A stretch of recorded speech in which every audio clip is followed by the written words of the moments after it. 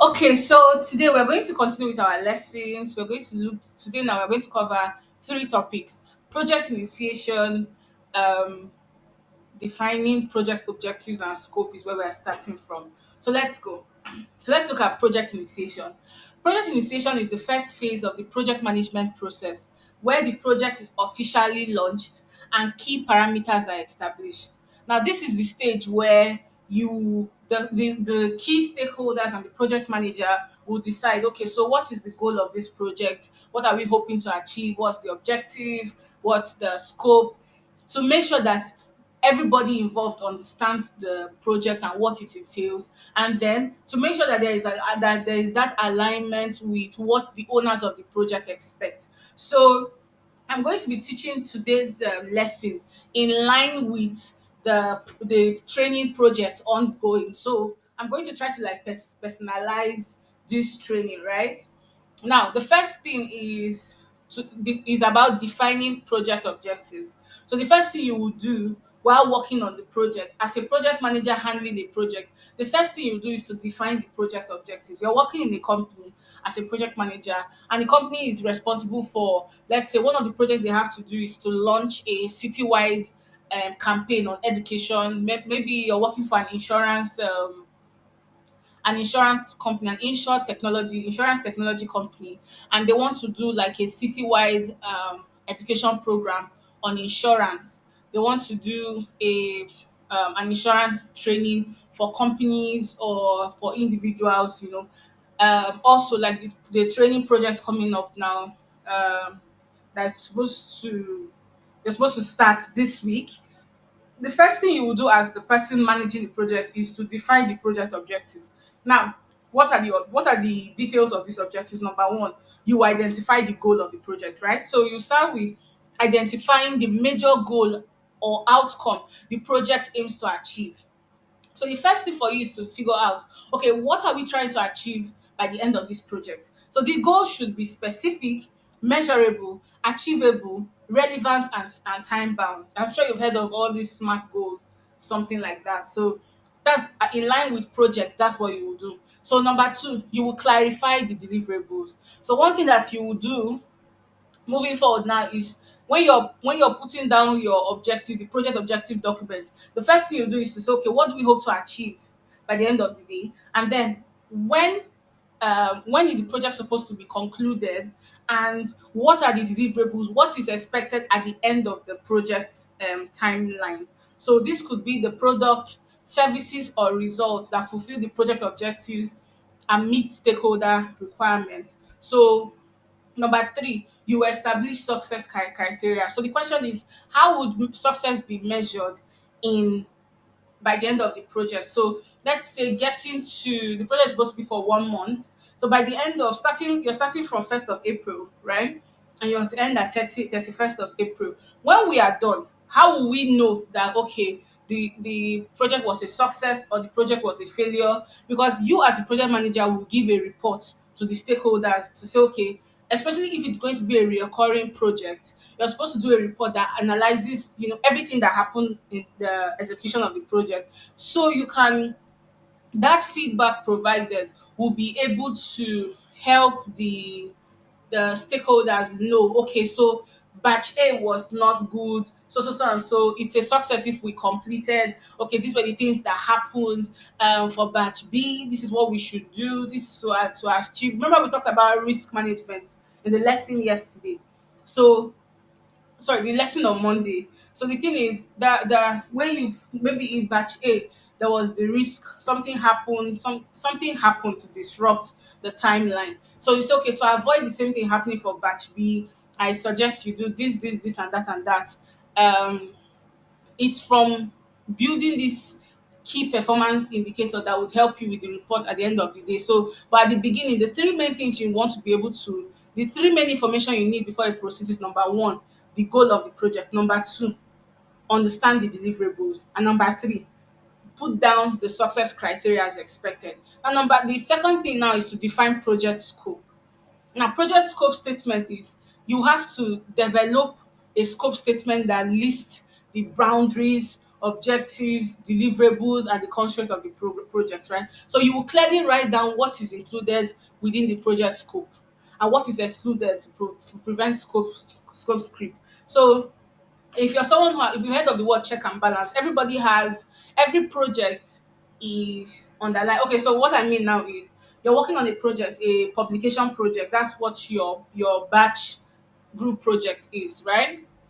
And at the beginning, if you do any project beyond that publication project, you've left the scope of the project, right? You know that everything you're doing, you're not supposed to cross a boundary. That's what scope, um understanding project scope is. There's a limit of a project, the start and finish. Anything beyond that is you moving beyond the scope of the project. There's scope verification. So from the stakeholders, you want to be sure that, okay, you will ask, please, oh, I don't want to cross my boundary. I want to know what is involved in this, what is within the project orbit, what is within the project circle. Because anything outside the project circle is you passing the project scope, right? So you obtain approval from stakeholders to validate the project scope, and you make sure that your expectation is aligned with the project. Their expectation is aligned with the project scope. So what you're going to do is, maybe they expect you to monitor building a house, the main house in a compound, and then you were only hired to build the main house, and you're like, oh, but somehow they are somehow expecting you to build the house and to build the boys quarter. So it's at this point where you make it clear to them that, okay, so that we don't have issues later, am I building the boys quarter with the house? Am I supervising the team also building the boys quarter? Or am I only focused on the main house, right? So that's about scope verification. Then look at the scope management plan. So you develop a scope management plan that determines how scope changes will be identified, evaluated, approved, and communicated throughout the project. So if for some reason now you're done managing the main building project, and then maybe you're asked to include the boys quarter, you will create a plan that allows, um, build a system that would make known that, okay, any changes to the scope will be identified, evaluated, because it is possible that the stakeholders may want you to include something else to the project. Okay, you did a good job, they want you to do something else. So establish a formal process for this to prevent scope creep and maintain project focus. So you're working for a big tech startup that has multiple projects. This is going to be very helpful to you. Now, stakeholder identification and analysis. Identifying and analyzing stakeholders is a critical step in project management to ensure that the needs, expectations, and interests of all relevant parties are considered. So before you even start a project, you need to know who the stakeholders are. In the previous class, I know I've covered what a stakeholder is, or who a stakeholder is. You need to know who is directly involved in the project, who you're answering to. So the stakeholder identification includes identify key stakeholders, right? So compile a list of individuals, groups, or organizations that have a vested interest in the project or may be affected by the outcome. So this includes internal stakeholders, project team members, management, and external team members, customers, suppliers. You may be in a big situation, you may be in a small situation. But whatever is the case, the key stakeholders in one project is different from the key stakeholders in another project. So you have to make sure that you've identified the key stakeholders in that project you're dealing with, right? Make sure that you've identified it first. Then the second thing is to create the stakeholder map. So the stakeholder map looks something like this. Stake, sorry, stakeholder map. So it looks something like this. You have documents online. Let's visit this site. So stakeholder mapping allows you to put together everybody. It looks like this. There is the person in the middle, then you break it down at different levels. I want to see a clearer. So you have the primary stakeholders, those that have a direct impact on the product or the project. Secondary stakeholders, those who have an indirect impact on the product or the project. Tertiary stakeholders, those who have a potential impact on the product or project. quaternary stakeholders, those who have no direct impact or low power on but may be interested in its success or failure, right? So you have high involvement stakeholders, medium involvement stakeholders, low involvement stakeholders. You have internal stakeholders, you have external stakeholders. So this document, I'm going to send this document to help with the. I'm going to attach it to this document. Yes. So let's proceed. Now, stakeholder analysis. You assess stakeholder needs and expectation. Gather information about each stakeholder's need, expectation, concerns, and objective related to the project. So conduct interviews, survey, or workshop. This is if you're doing a big project anyway. You will interview everybody involved just to know what the expectation is. It doesn't have to be a big scale interview. I will be sending materials that could help with conducting interview as relates to project management. I will send materials as we go approach the practical work. Analyze stakeholder influence and power. So you have to assess the level of influence and power every stakeholder holds over the project. So you consider factors such as authority, resources, expertise, and the organization position, right? Then you identify stakeholder risk and opportunities. So identify potential risk and opportunities associated with with engaging or managing stakeholders. Sorry. Then you have to try and predict potential problems, resistance, or support. And then you're majorly doing risk management because anything that can go wrong when handling a project can go wrong.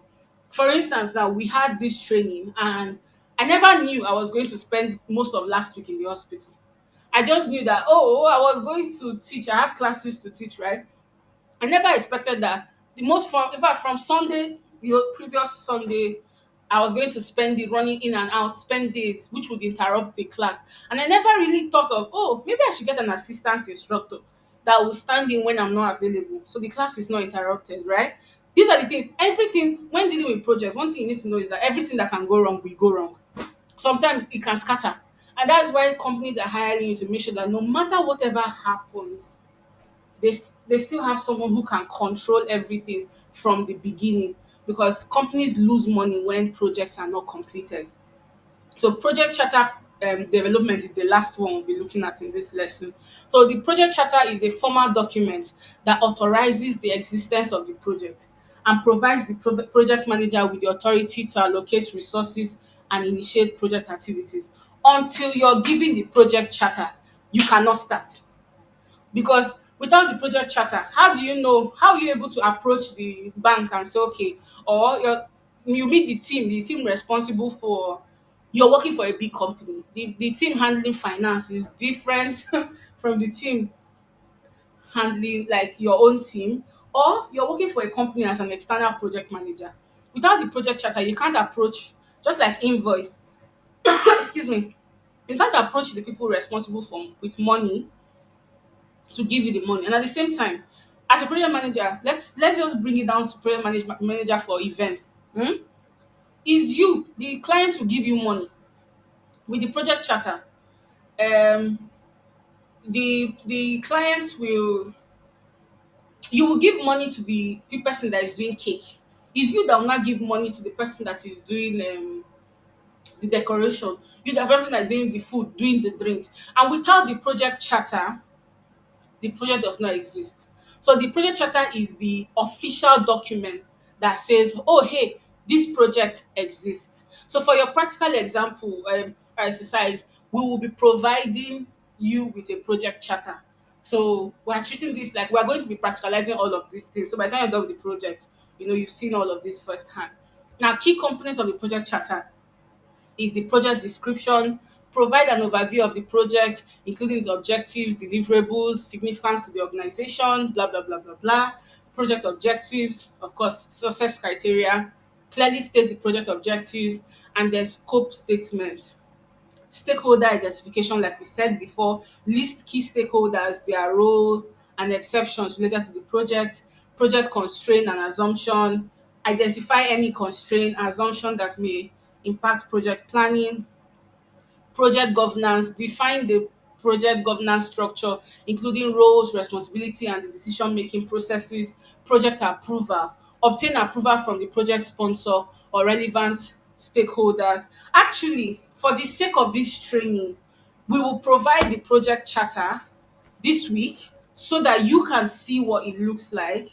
We will provide it just in place, but you will also you will also your task for this week before weekend is to create a project charter for um, a tentative event. So think of something, a project, and then create a project charter based on that event. Just browse any random event or something, then create a project charter, then project sign off, blah blah blah. Sorry, I'm saying blah blah blah. You get this document, you read it. So now the benefits of the project charter is to provide clarity and alignment. With this project charter, you know what you're expected to do. You know that okay, everybody is in agreement. You know that okay, this person is expected to do this one, this person is expected to do this one, you know, down. Empowers the project manager. The project manager now knows that oh, okay, so this is what I'm expected to do. You know, the project manager now has the full authority and the resources to implement the project and lead the team, right? Then the project charter also serves as a reference and guide. So throughout the project lifestyle, you have something that you go back to and say, okay, are we keeping in line with the original goal? Are we keeping in line with what was set out to do in the beginning? So it serves as a reference and guide when everything is misaligned. So that's for today's lesson. We've begun project as a whole, managing a project, what it's like. I think this week, what is remaining for this week is the workshop. So you will do the assessment, you will do the assignment on project charter. I will send it as text in the Slack. You do the assessment, and then we'll have the workshop tomorrow. But I know many people may not be active because of work, so we may do it weekend. It's just going to be very practical. Instead of meeting the workshop, I can just send it and you do it over the weekend and send for assessment. Okay, that's all. If there's any question, please leave your question in the Slack.